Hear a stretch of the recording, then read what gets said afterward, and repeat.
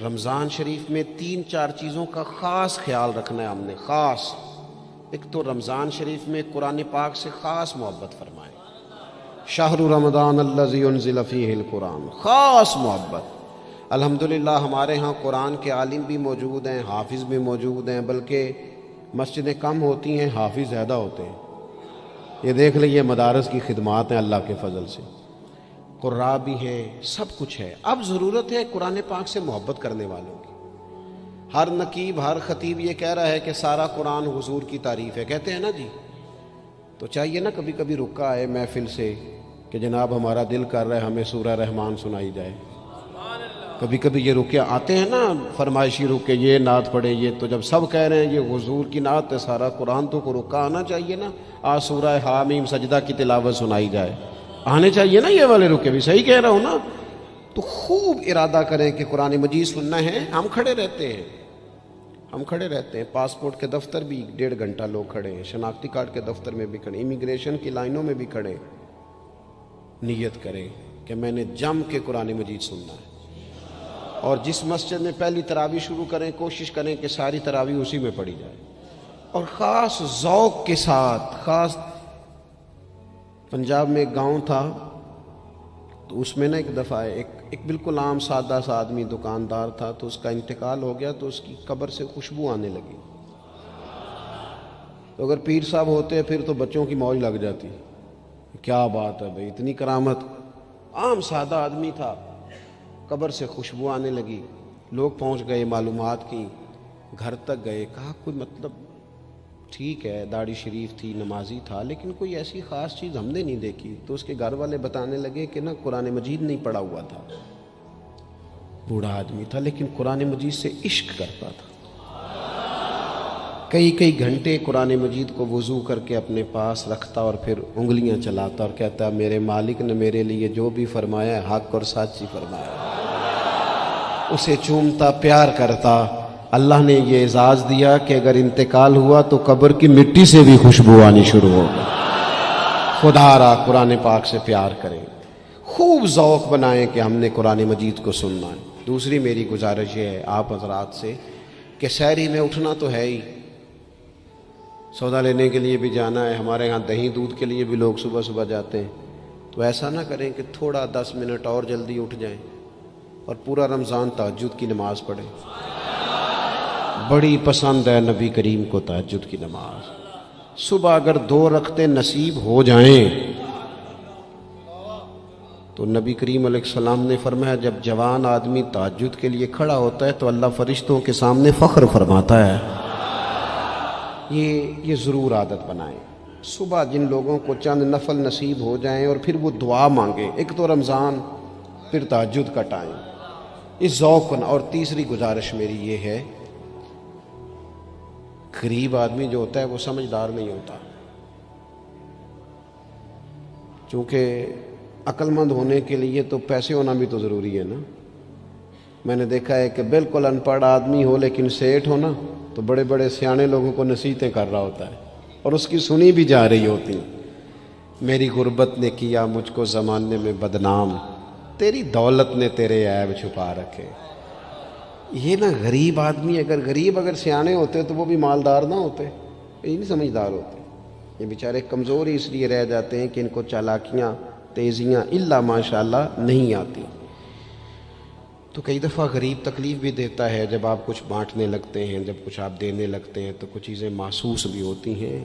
بندہ دیکھ کر خیرات نہ کریں، اللہ کی رضا دیکھ کر کریں۔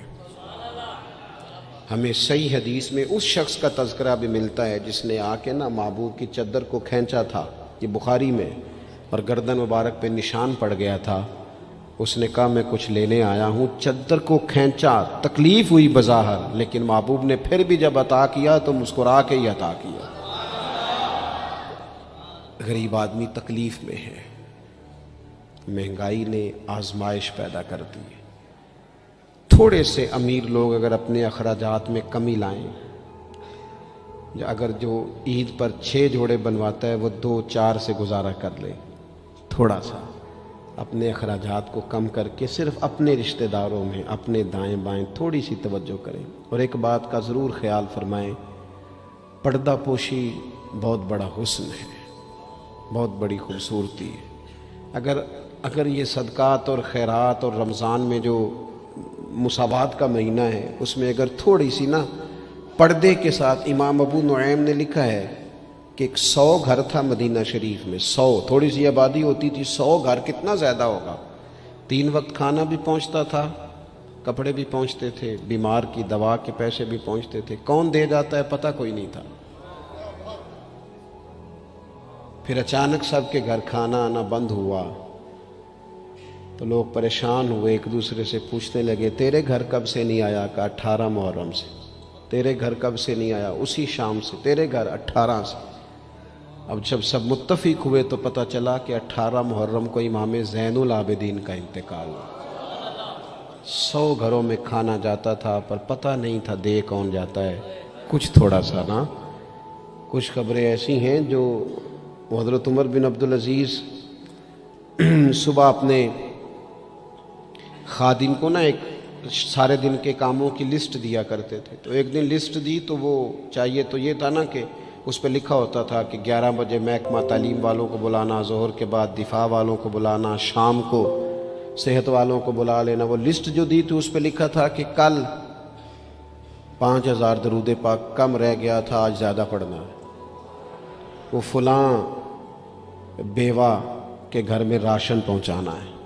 وہ 2-3 لائنیں ابھی پڑھی تھیں کہ وہ حضرت نے چھین لی، فرمایا یہ تو میری ذاتی ہے۔ تو مشیر کہنے لگا حضور یہ کب کرتے ہیں، کبھی بتایا نہیں۔ تو آپ فرمانے لگے کچھ پیسے چھپا کے رکھے ہوتے ہیں لوگوں نے کہ مشکل پڑ گئی تو کام آئیں گے۔ میں نے بھی کچھ نیکیاں سب سے چھپائی ہیں، قیامت میں مشکل پڑ گئی تو اللہ کے کرم سے میرے کام آ جائیں گے۔ یہ کچھ میں نے سائیڈ پہ کر دی ہیں جو میں نے کسی کو بتائی، تو رمضان شریف میں ایسی نیکیوں کا موقع ملے گا۔ کچھ چھپا لیں، قیمتی چیزیں سب کو نہیں بتائی جاتی، چھپائی جاتی ہیں۔ جو جن کو قیمتی سمجھتے ہیں نا، کروڑوں روپیہ جس کے پاس ہو وہ تھوڑی بتاتا ہے میرے گھر میں 50 تولے زیور پڑا، تھوڑی کو بتائے گا۔ تو قیمتی چیزیں بتائی نہیں جاتی، چھپائی جاتی ہیں۔ اپنی نیکیوں کو قیمتی بنائیں، ان کو چھپائیں۔ اللہ کے حضور دعا کرتا ہوں، یہ حضرت نے بھی اس پر بات کی تھی اور مجھے بھی ارشاد فرمایا، یہ جو آپس کی رنجشیں ہیں نا، جب مقاصد بڑے ہوتے ہیں پھر رنجشیں نہیں ہوتی۔ آپس کی رنجشیں، بس ایک حدیث پاک عرض کرتا ہوں، اگر آپ کی سمجھ میں آ گئی تو بات۔ ہمارے ہاں نا کچھ لوگوں نے سنتوں کو بھی مخصوص کر لیا نا کہ یہ والی سنت ہے۔ بھئی تمام ظاہری سنن اور آداب پر بھی عمل کریں اور جو باطنی کیفیات ہیں اس پر بھی غور کریں۔ ترمذی میں حدیث ہے، امید ہے آپ یاد رکھیں گے۔ نبی رحمت علیہ السلام نے فرمایا، اے انس، اے میرے بیٹے، تم سے ہو سکے تو صبح اس حال میں کرنا کہ تمہارے دل میں کسی کے لیے بغض نہ ہو۔ صبح اس حال میں کرنا کہ تمہارے دل میں کسی کے لیے بغض نہ ہو۔ اور محبوب فرمانے لگے، یہ میری سنت ہے، یہ میری سنت ہے، یہ میرا طریقہ ہے دل کو۔ اور ایک حدیث پاک میں حضور نے خود فرمایا تھا، کوئی کسی کے بارے میں مجھے بات نہ پہنچائے، میں اپنا دل تمہارے بارے میں صاف رکھنا چاہتا ہوں۔ اپنے دل سے نہ ان چیزوں کو نکال پھینک کے، اور اگر آج یہ چھوڑ جائیں گے نا مسجد کے باہر تو پھر تو رمضان میں ہلکے پھلکے ہو جائیں گے انشاءاللہ تعالی۔ آنے والا وقت بہتر گزرے گا۔ اللہ تعالیٰ توفیق عمل عطا فرمائے۔ وما علینا الا البلاغ۔ اللہم صلی علی سیدنا و مولانا محمد معدن الجود والکرم وآلہ وصحبہ وبارک وسلم۔ مالک کریم، ہماری اس محفل مبارکہ کو قبولیت کا درجہ عطا فرما۔ اتنے سارے احباب شریک ہوئے، علماء، مشائخ، کارکن، اللہ تعالیٰ سب کی حاضری کو اپنی بارگاہ میں قبول فرما۔ ہمارے گناہوں کو معاف فرما، ہماری غلطیوں سے درگزر فرما، علم نافع، عمل صالح کی توفیق عطا فرما۔ مالک کریم، سجدوں کا ذوق، عبادتوں کا شوق، تلاوتوں کی لذت عطا فرما۔ اے اللہ، خیر کرنے اور خیر پھیلانے کا ذریعہ بننے کی توفیق عطا فرما۔ ہم سب کو شر سے محفوظ فرما۔ اے اللہ، دلوں کے قبلے، سوچوں کے زاویے درست فرما۔ دروازہ رسول صلی اللہ تعالی علیہ وسلم کی غلامی اور گدائی عطا فرما۔ بیماروں کو شفا عطا فرما۔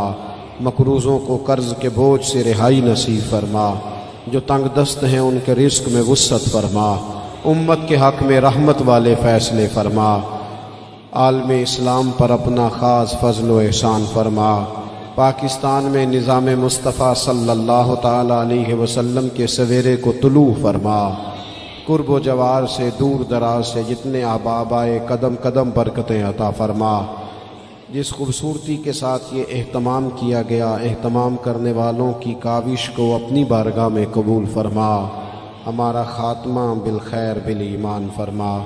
دنیا علامہ اسرار صاحب علیل ہیں، مالک کریم شفا عطا فرما، تمام بیماروں کو شفا عطا فرما، دنیا اور آخرت میں ہماری پردہ پوشی فرما۔ اللہم انا نسألک العفو والعافیۃ فی الدین والدنیا والآخرہ، رب اغفر وارحم وانت